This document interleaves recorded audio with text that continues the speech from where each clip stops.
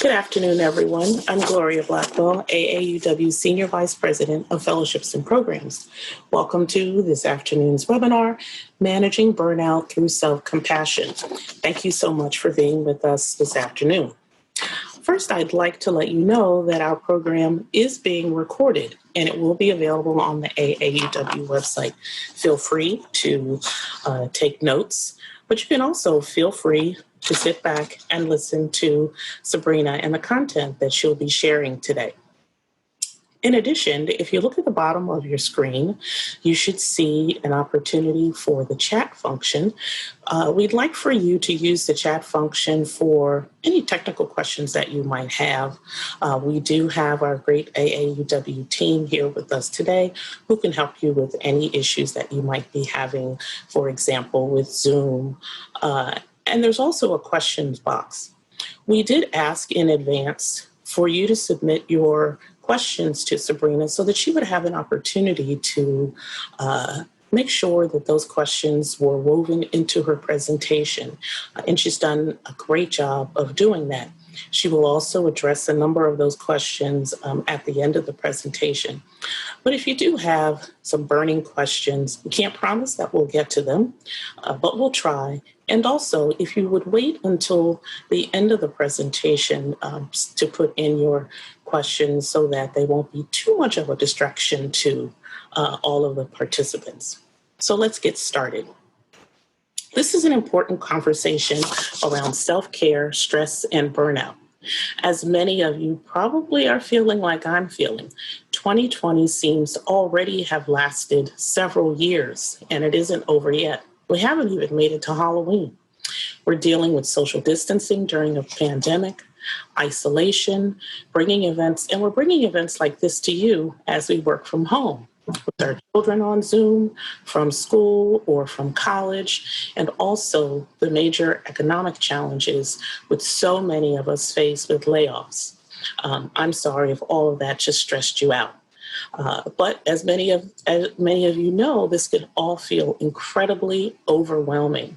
And people are really looking for ways to cope as we all navigate this extremely challenging time, not only in our professional lives, but also in our personal lives. So today, I'm really excited to introduce you to Sabrina Vasquez, who is a licensed clinical social work associate, a therapist consultant, and of course, a proud 2019-20 AAUW Career Development Grantee. Sabrina specializes in work-related burnout and traumatic stress recovery.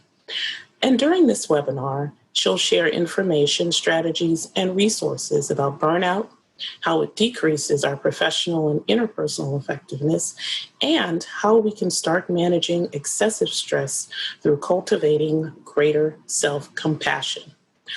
So please sit back, relax, and open your minds to learning some new information that we hope will help you navigate these very challenging times. Sabrina, I'm going to turn it over to you. Thank you. Thank you, Gloria, for the introduction, and thank you for having me. I'm honored to be here today. So let me just jump to it. I mean, I think Gloria made a really wonderful point. And 2020 just seems to keep on giving, right? And so we're all feeling a little burnt out, and we kind of have a sense of what burnout is, but maybe we don't really know how to handle it, or what's burnout and what's not burnout. And so that's what I hope to help you out with today. So burnout has a definition. Recently it's been defined, which is really helpful. And there are basically three main factors to burnout. And that's a feeling of energy depletion and exhaustion. And it's also increased mental distance from your job, or feeling negativism or cynicism related to your job, reduced professional efficacy at your job. So to kind of translate that a little bit, you're depressed, you're tired, you have no energy, and you're just not doing the kind of job that you wish that you do. And it's really actually pretty common in our society. There's been a lot of research on it over the past few years. About 77% of people, according to Do a Little Market Study, had experienced burnout in their current job.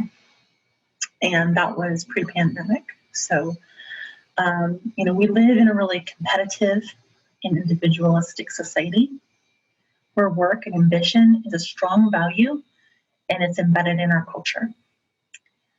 With the rise of technology and stagnant wages, people work harder than ever for less financial gain, security, or recognition.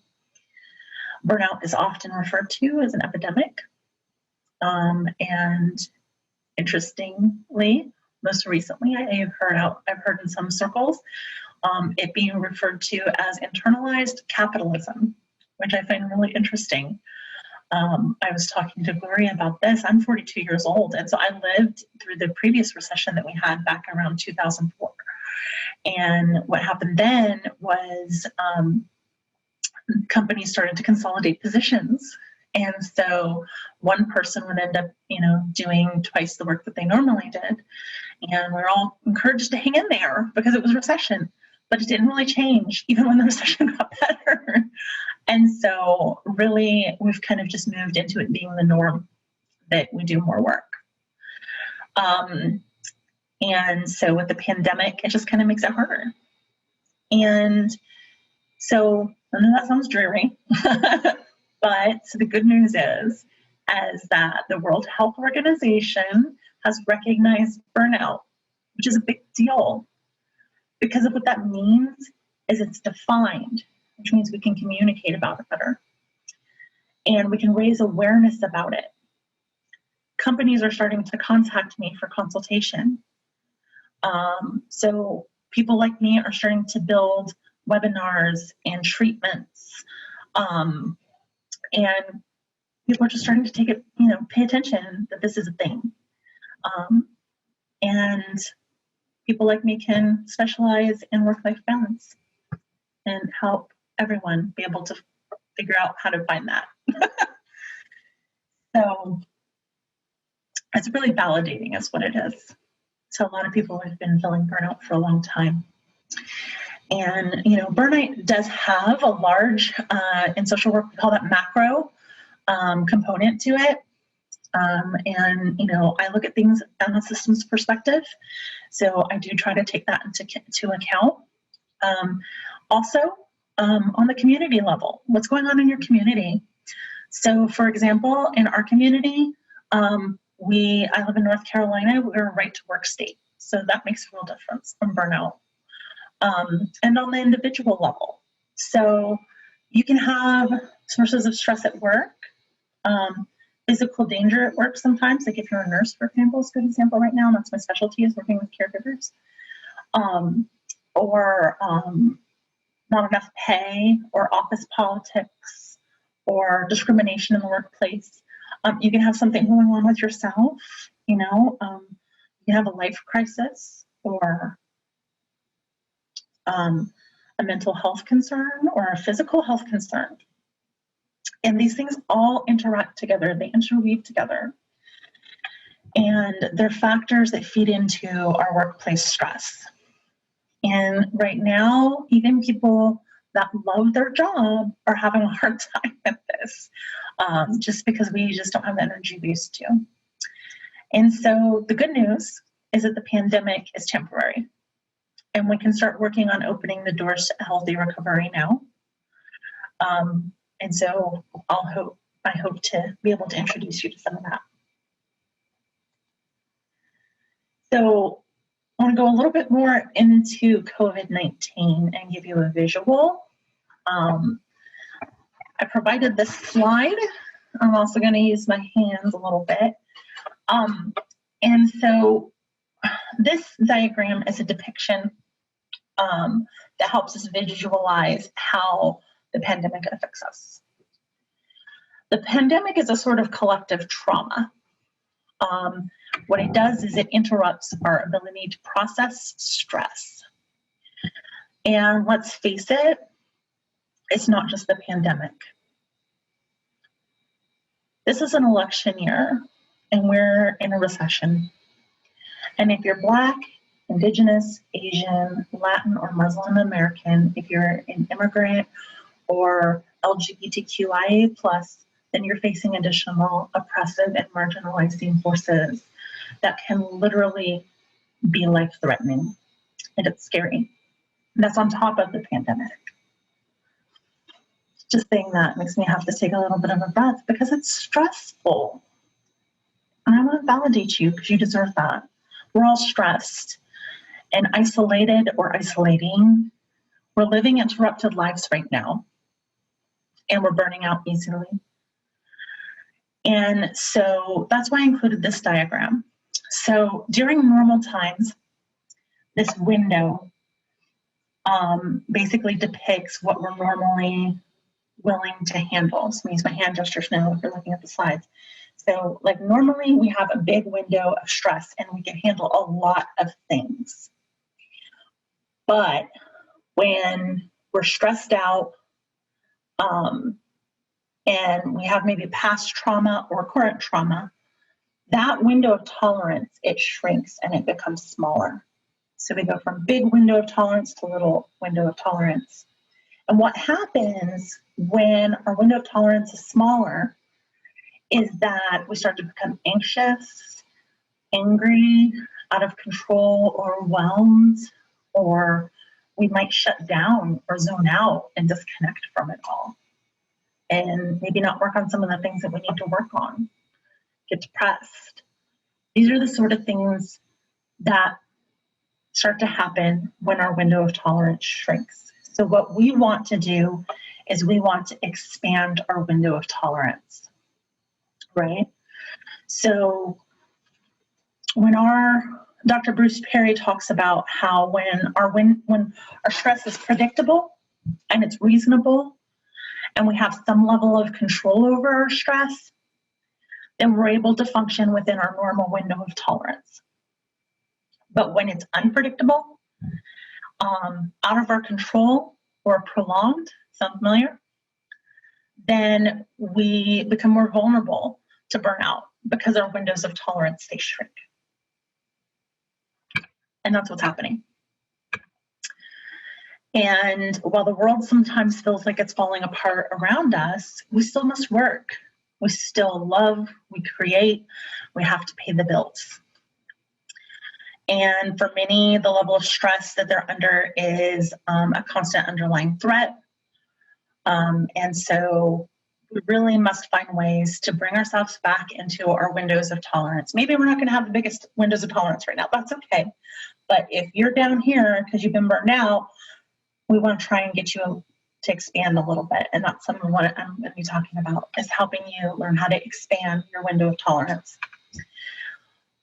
So good news is that as humans, we're inherently resilient. And I don't mean strong resilient. I mean, we are able to bounce back when things get tough. In a society with no rules, we would find a way to survive. And we live in a society with rules of conduct and expectations. So resiliency becomes something a little bit different. It becomes a skill. And it's a skill. Because it's skill, it means it's something that we can learn. And that's great news. So we're learning how to expand our windows of tolerance today with self-compassion. And so going back to burnout a little bit, I want to give you another visualization so you can help bring some mindfulness to your understanding of burnout. So basically, we are all trying to function at a level that we were previously able to function at. And not all stress is bad, okay? So some stress, good stress, it actually has a name, it's called eustress.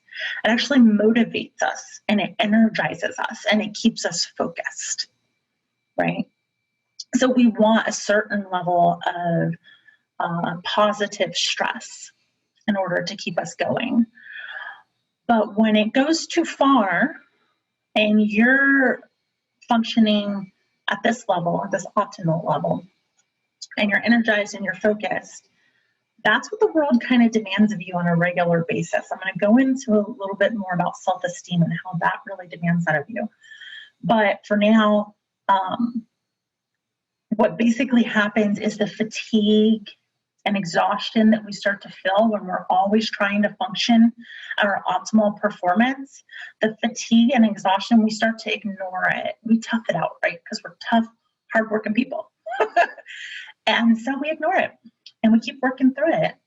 And we do it again and again. And then we start to feel maybe a little sick. Maybe we'll have some little health issues, some regular headaches. Maybe our immune system will go down a little bit. And then we just start to burn out. I mean, have you ever been so burnt out that you just keep getting sick?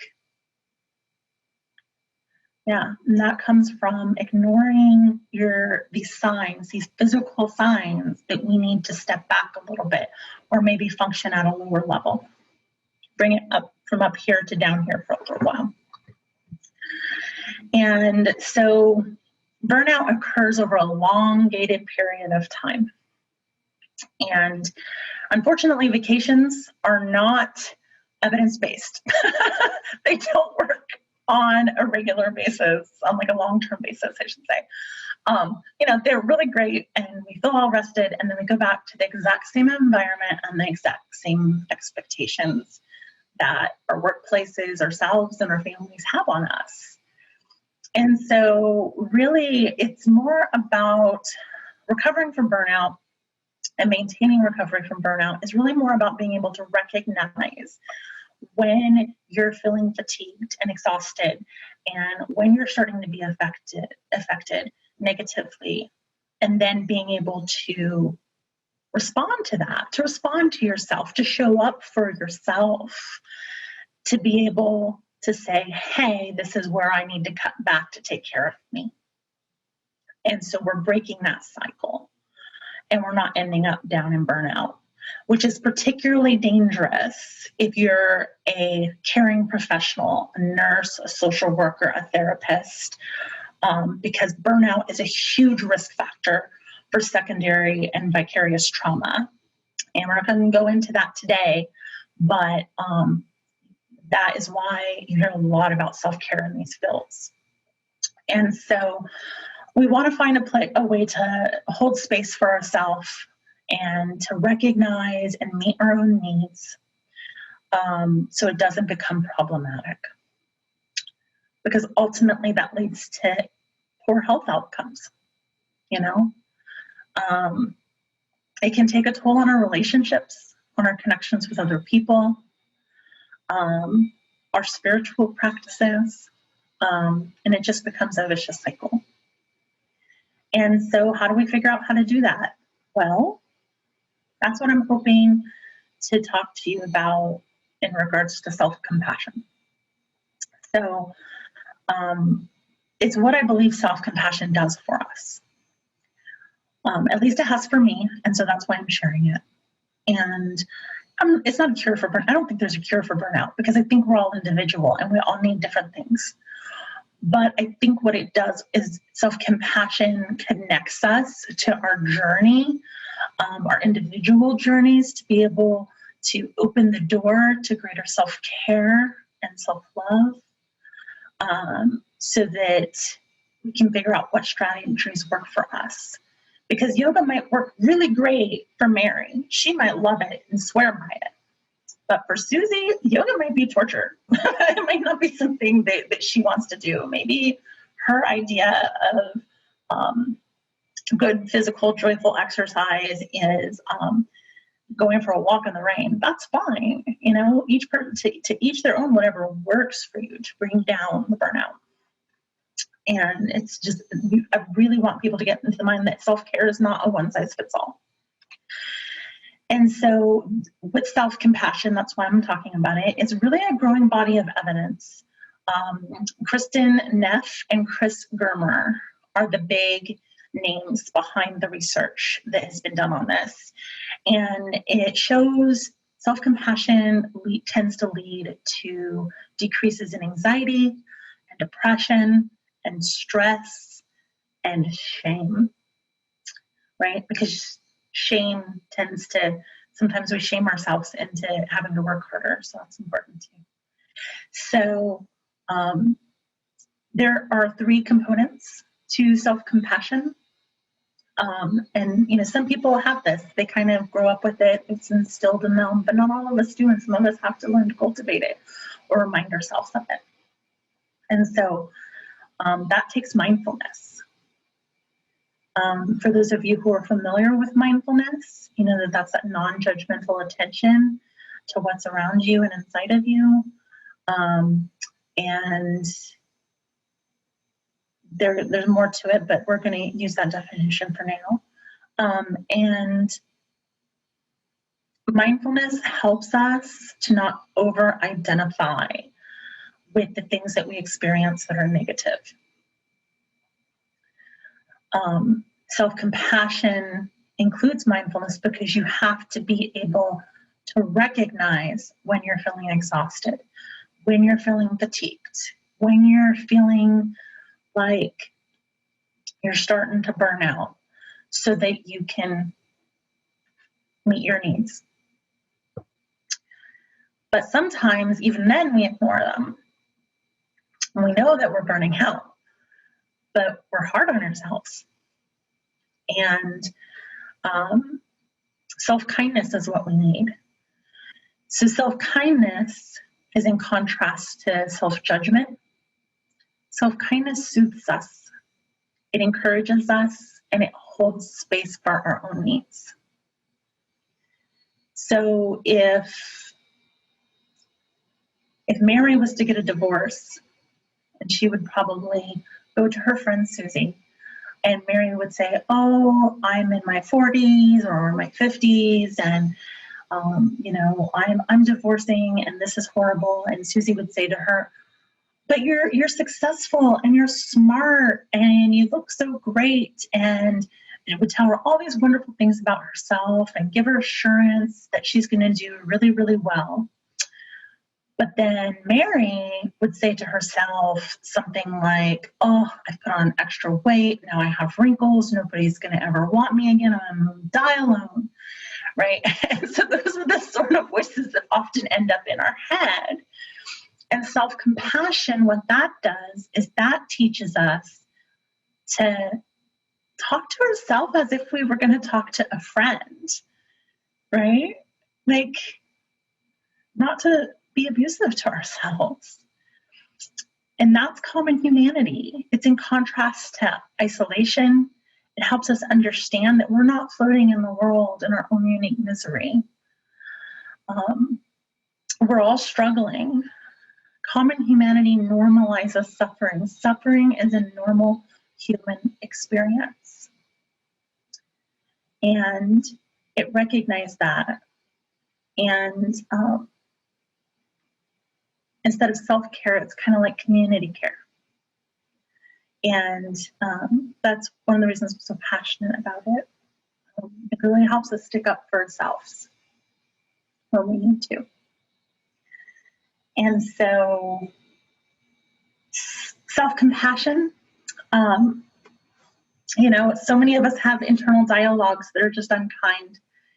And we can create negative environments for ourselves because our internal dialogues are so harsh that we sometimes even put ourselves down or push ourselves too hard. And Neff talks beautifully about self-compassion versus self-esteem. You know, sometimes you struggle with a low self-esteem, and burnout really affects that. Well, why? I mean, think about it. Think about what I was saying. So self-esteem, it lacks self-acceptance for our imperfections and our mistakes and our need to rest. It lacks the self-compassion that we need to have for ourselves when things don't go as we plan them to go. Whereas in self-compassion means treating ourselves as well as we strive to treat others. Accepting our own imperfections and our own mistakes and our own needs, and being kind to ourselves when we need it, being firm with ourselves if we need it. So, like, think of a mother, a caring mother, right? Mothers are caring and loving, and they'll give you hugs and, kiss your knee when you fall down. But also, they make you eat your vegetables. So sometimes you need to do that too. There's also a fierce side to self-compassion. And if we're always up here with self-esteem, this is going back to our burnout curve, and we're always up here trying to struggle to do this, then we're kind of setting ourselves up to fail, because nobody, some people think they show themselves that way to the world. But most people are not functioning up here all the time, even if they seem like they are. Eventually they're going to come down here if they really are functioning here, or if they have the privilege to function there most of the time. Some people have the money to support themselves that way. Most of us don't. So you can't always function up here. And so the idea of self-esteem is like, it's self-defeating. It's setting us up for defeat, because sometimes, like right now, we need to function down here, right? So we're all going to do an exercise together. And I would like you to, if you've never practiced mindfulness before, then just listen along and follow the instructions. If you have, then you probably know that you should be adjusting yourself on your seat and sitting up straight, putting your hands in your lap or next to you someplace comfortable. And you might be closing your eyes already. Some folks aren't comfortable with closing their eyes, and that's okay too. You can focus on a point in front of you, maybe something that's peaceful. I included this beautiful picture of this beautiful person with this beautiful smile, feeling self-compassion. So you can focus on that if you like. And just softly gaze or close your eyes. And if at any point during this practice you're uncomfortable, that's okay. Just take care of yourself and do what you need to do. But try to stick with it with a non-judgmental presence. So we're going to start by taking 3 deep breaths into your stomach, out through your mouth, in through your nose, out through your mouth.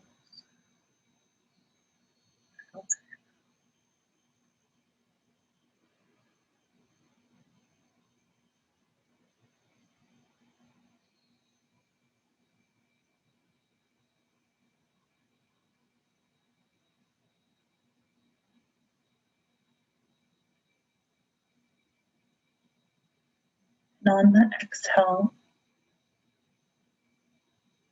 you can return to your normal breathing. And just bring your attention to where you feel your breath as it enters and leaves your body. When you breathe in, it's nourishing. When you breathe out, it's relaxing.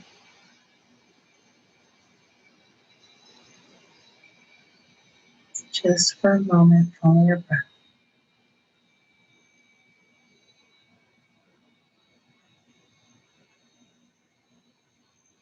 And now, I'd like you to think of a situation in your life. Keep your eyes closed. But think of a situation in your life that is causing you stress, such as a health problem or a relationship problem or a work problem, some other struggle. Choose a problem that is mild to moderate. So on a scale of 1 to 5, please choose something that's like a 2 or a 3, not something that is a big problem, because we want to build our ability and our skill in handling difficult emotion. Gradually, like a muscle.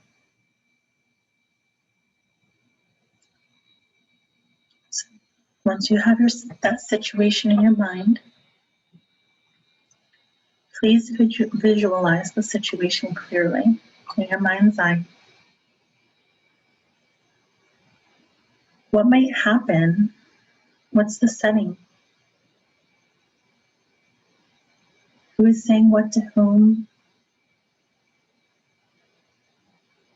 What's going on? Can you feel discomfort in your body as you bring this difficulty to your mind? If not, I would like you to choose a slightly more difficult problem, just slightly, and notice how that feels in your body.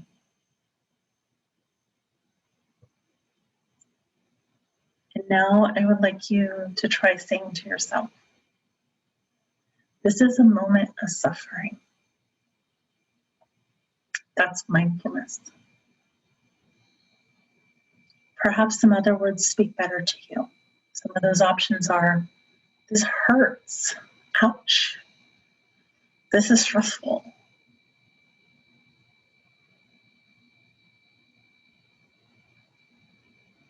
And now try saying to yourself, suffering is part of life. That's common humanity. Try saying to yourself something like, I'm not alone. Everyone experiences these sorts of feelings. It's not just me. Or similar feelings. This is how it feels when people struggle in this way. This is what it feels like to be human.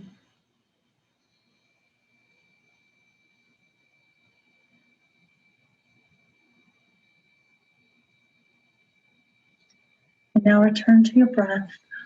Filling your breath, lift your stomach and recede. Perhaps offering a physical gesture to yourself, such as placing your hands to your heart, such as the lady in the picture. Or maybe a hand on your face so you can feel the warmth of your hand on your face.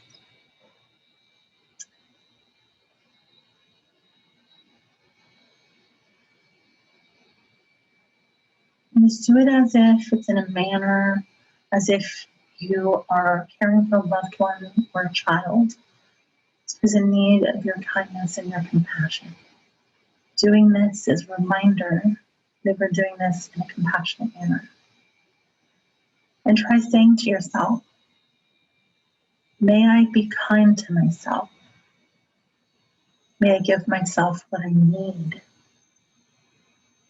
Perhaps there are particular words of kindness that support that what you need to hear right now in this difficult situation, such as, I accept myself. May I begin to accept myself as I am. May I forgive myself. May I be strong. May I be patient. May I show up for me. And if you're having difficulty finding the right words, imagine that a dear friend or a loved one is having the same problem as you. What would you say to that person? What simple message would you like to deliver to your friend? Heart to heart. And now see if you can deliver that message to yourself.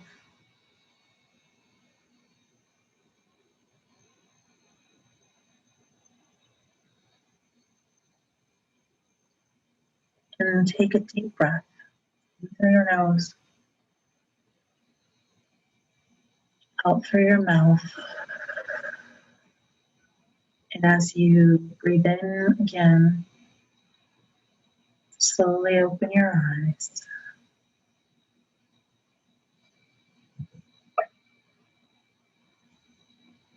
You can take out a piece of paper if you like and ask you a couple questions. Did you notice anything after you evoked mindfulness with the first phrase? And I asked, when we said, this is a moment of suffering, were there any shifts? How about this second phrase? Reminding you of common humanity. Or the third, which invited kindness, self-kindness. Were you able to find kind-hearted words that you would say to a friend? Were you able to use those same words for yourself? Was this easy? Was it difficult? These are important things to understand. And this is a self-compassion break.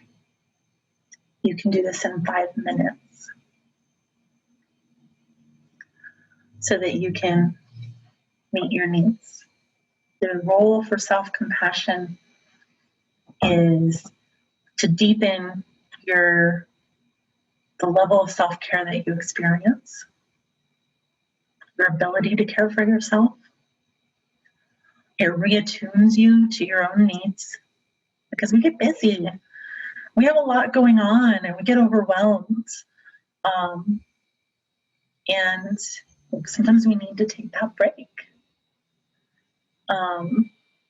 And self-care doesn't look like it does for everybody. And because of that, doing this helps you figure out what it looks like for you. And it's gentle, but it's fierce. So self-care, what if you advocated for yourself, especially if you're a caregiver, the way that you advocate and care for other people? Or what if you gave yourself attention that you give your job or your children or your husband or wife or your community or your church? What if you stopped and gave yourself that attention and that love and that care and that kindness and that compassion?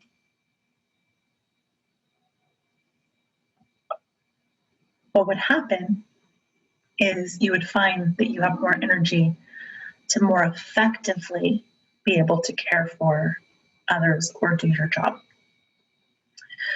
Because what happens is burnout creates an experience where we're not able to do that as well as we sometimes think we are.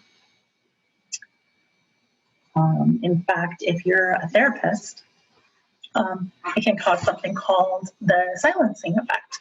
And so I'll be blogging about that soon. Feel free to check that out on my website. There'll be a link at the bottom. Self-compassion. Now that we have an idea of what that is, I want to share with you some strategies for managing burnout that are self-compassionate. Practice mindfulness every day, even if it's just for 5 minutes to take a self-compassion break. And stop stigmatizing mental health. Human suffering is normal, and your mind is just as important as the rest of your body. Arguably, it could be more. It's a very important organ in our body. Engage in joyful movement. If you hate exercise, dance in the kitchen with your cat. I don't know, whatever works for you. However you can get up and you can move your body. It's important to work off that cortisol, which is the stress hormone in our bodies, and increase your positive experiences. So I worked with in the Barbara Fredrickson's positive psychology lab one semester and learned about that. That's fantastic. People who thrive tend to be people who are able to take advantage of their positive emotions.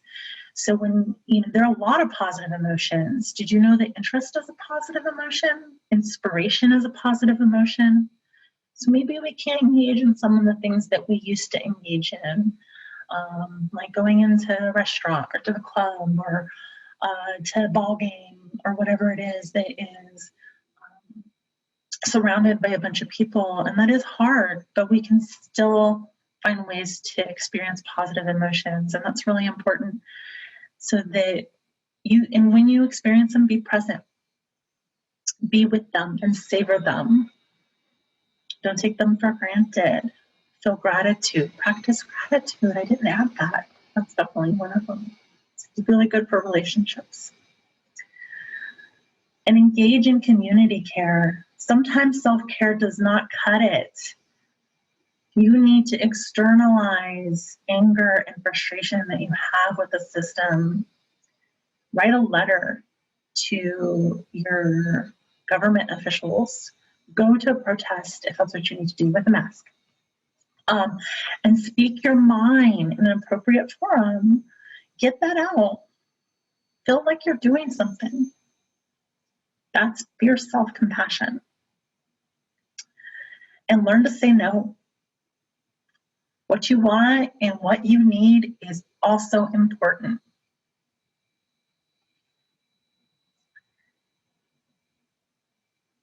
And so we have a little bit of time left.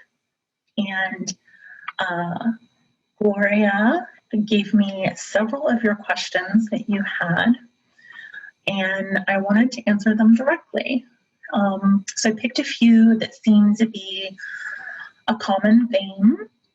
And I'm going to read the question and tell you what I think about it. So here's the first question. Working from home, one of my biggest issues is struggling with focusing on tasks, and what are some good tools to help us with this? I picked this one because I feel like I've totally hacked this recently. I was really struggling with working from home in grad school. And then I saw this really cool thing, and I bought it, and it worked. It was really neat. So there's this app. It's called Timular, and you can actually buy this really cool little cube too, where you can put like your different tasks on it, and then you just put the cube down, like what you're doing, and it tracks your time. And it puts it in this program. So whenever you switch tasks, like if I switch from calling and checking emails to working on my presentation, then I just flip the tracker. So it does a couple of things. Number one, you kind of feel committed to the task because you made the effort to track it in the first place. Number two, it tracks that time, and then it gives you like a spreadsheet, like a pie chart. And you can look at the pie chart and you get to see where your time goes. And number three, it invalidates how hard you worked, because when you look back at it and you're like, whoa, I had 8 concentrated hours of work today. I really deserve a break. It's really cool. It really works. At least it has for me. It might be worth a try. Also, I really want you to remember that anxiety and depression also have an effect on your ability to concentrate. Trauma, if you have that in your history, that also affects we all use your ability to concentrate. We all use the word ADD or ADHD a lot, but really what it could be is it can be anxiety, depression, or traumatic experiences that are keeping us hypervigilant.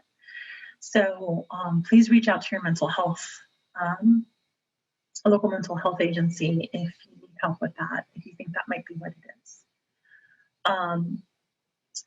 And eye exercises, I almost forgot that. So eye exercises, you can look up and down and over and the other way and close your eyes and just like rest your eyes for a minute so you're not looking at anything at all, because we're looking at these screens all day, and it can be really hard on our eyes, and that can make us feel tired and definitely increase some of our symptoms.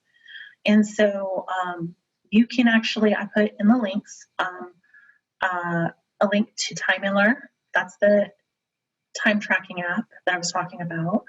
I also put in the links, not eye exercises, but an app that allows you to change the tint of your computer so that it's less straining on your eyes. It takes a little getting used to, but I like it. And so the second question was, how can I find balance between good customer service and holding hands? And I decided to answer this question because I used to be in customer service and sales before I decided to become a therapist and work in human service. And I used to work in a call center, and I had to learn how to make my overall average of every phone call 4 minutes. And I thought it was impossible. And eventually I learned to take advantage of the time that I have, or the clients that I had that had less needs, that were quicker and just like easy to get through. Take advantage of that time, because there's always going to be tasks that are harder. There's always going to be clients that don't understand subtle, polite cues that the conversation needs to move on. And I also chose that question because one of the risk factors for burnout is a lack of experience or being over-promoted sometimes. So when we learn our jobs, the older we get, the more we learn our jobs, the easier our jobs become, and the less likely we are to burn out if we don't keep adding stuff on top. And so please remember that and take care of yourself, because even if you're young, you're not invincible, and you still need to care for yourself. And don't try and get that next promotion if you're not quite ready for it, because that can cause burnout. And then I wanted to answer this question. What are the signals to leave a job? What are some tips for changing burnout culture, and how do we hold employers accountable? Those are the big questions right there. So we do this by learning when to quit. Let me rephrase that. We learn when to quit by learning to differentiate workplace bullying from a workable environment. Burnout is the inability to manage workplace stress. And in a workable situation, this is caused either by the work that the organization needs to do in order to make an environment effective and profitable without burning out their employees, or the work that the individual needs to do to increase their work-life balance or their efficacy. That's burnout. But when we cross into the territory of using intimidation, emotional abuse, isolation, minimizing, blaming, etc., that's why I posted this very useful tool. This is, it's abusive, is what it is. And it's bullying, and it makes us feel bad, no matter how strong we are. And so that's when you leave. Burnout's more about a lack of recognition of leadership. It's about unrealistic expectations for results and deadlines. It's about working long hours or on the weekends, perhaps being underpaid or overpromoted, like I said before. If leadership is embedded in unethical or abusive practices, and it isn't your job, you're not leadership, to advocate and change their system, or even if you are leadership and it's just too much for you, that's okay too.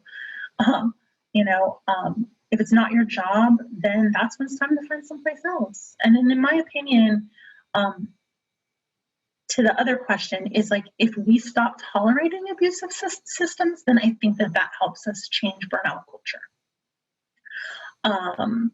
Because it holds employers accountable, because they can't hold on to good workers, effective workers who are not burnt out, because not being burnt out makes you more effective, right? Also vote. Don't forget to vote. Let's vote for workers that fight for higher wages.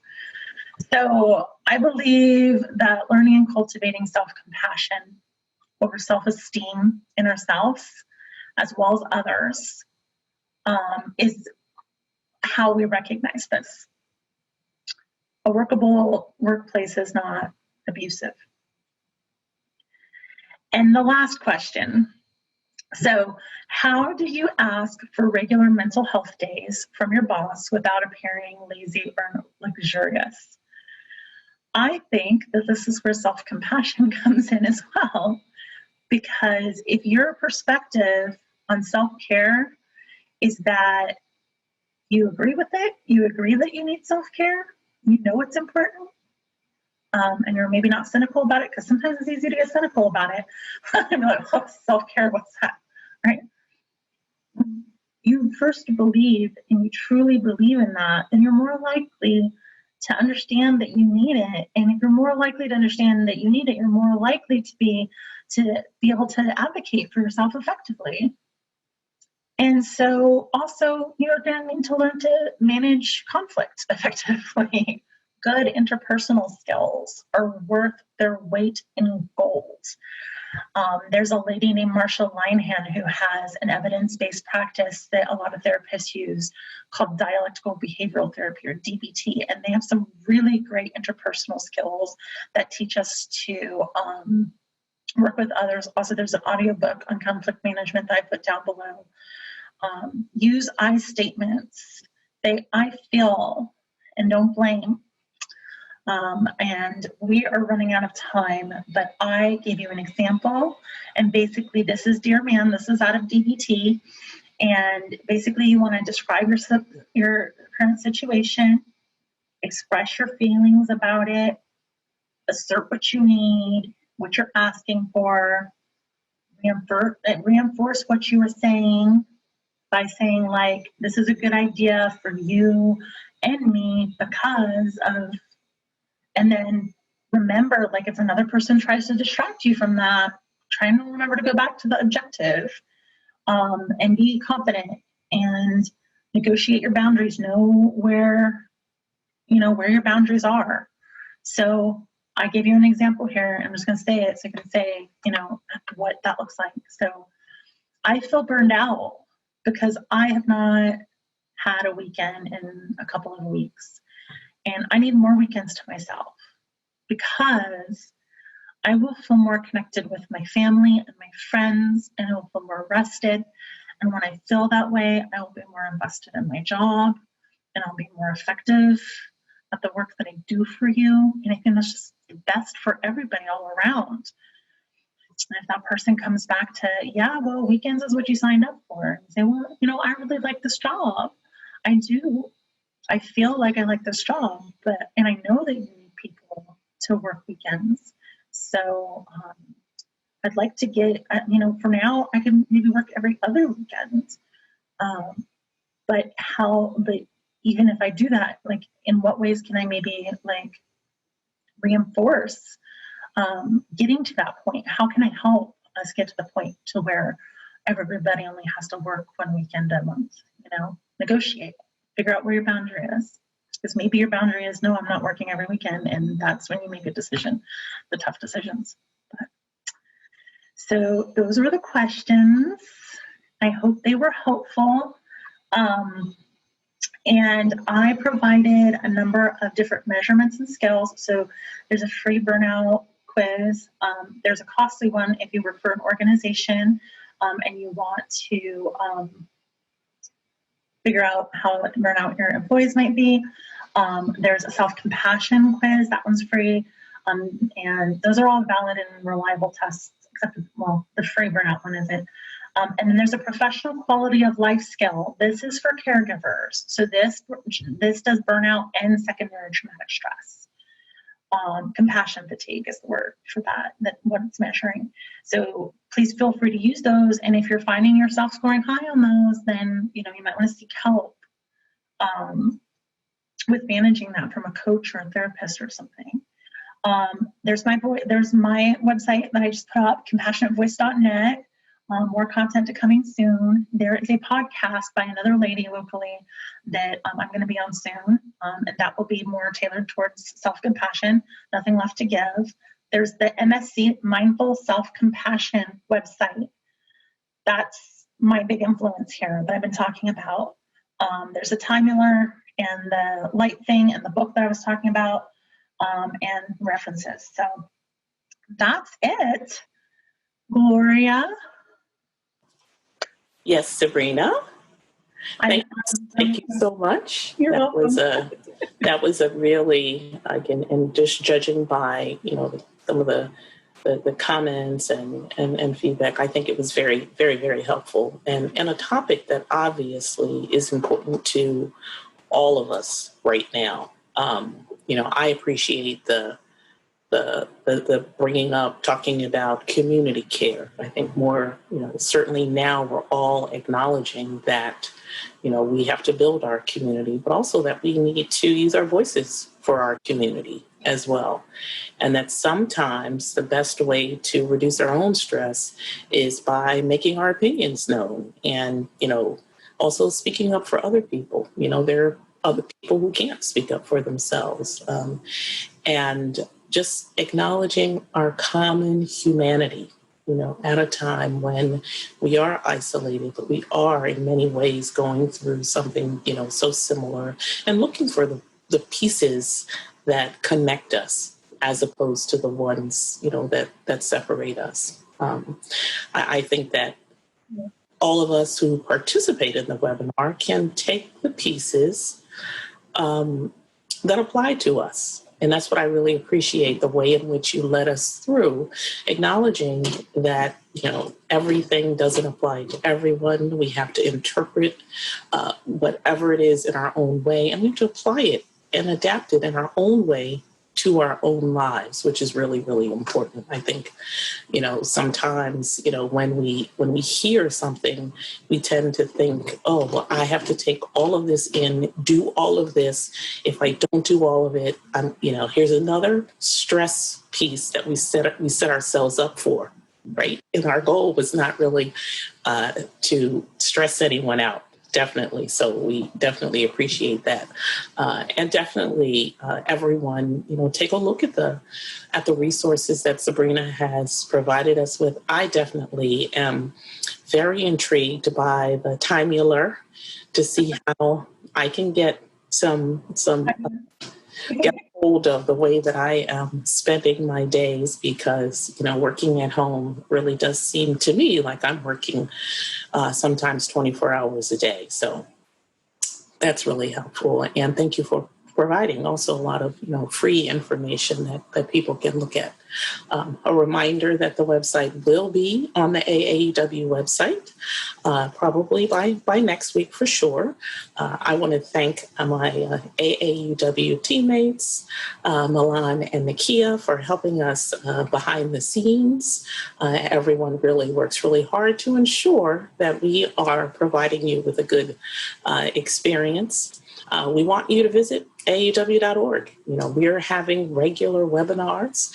Check it out, see which topics are coming up. And also, if you have ideas about which topics might be relevant for you or others, please make that suggestion so that we can reach out and bring you the content that you're asking for. We really are trying to bring you professional development, career development, and personal development program that is relevant to where you are. And you all will be receiving a survey about this afternoon's event. We really want you to be able to give us some good feedback so that we can learn from that. So thank you very much. My last words are, I want everyone to stay safe and wear a mask. And I'm going to give Sabrina, I'm going to ask you, what are some parting thoughts that you have for everyone who took the time to participate in the webinar today? I would like to commend you for doing like that is self-care, that is self-kindness. Deciding to do this. Good on you. And keep doing it and keep remembering that you matter, and that and be kind to yourself. Absolutely. Thank you so much, Sabrina, and thank you everyone for participating. Visit aauw.org if you'd like to contribute so that we can continue to bring these great programs. Obviously, we would appreciate that as well. Thank you so much.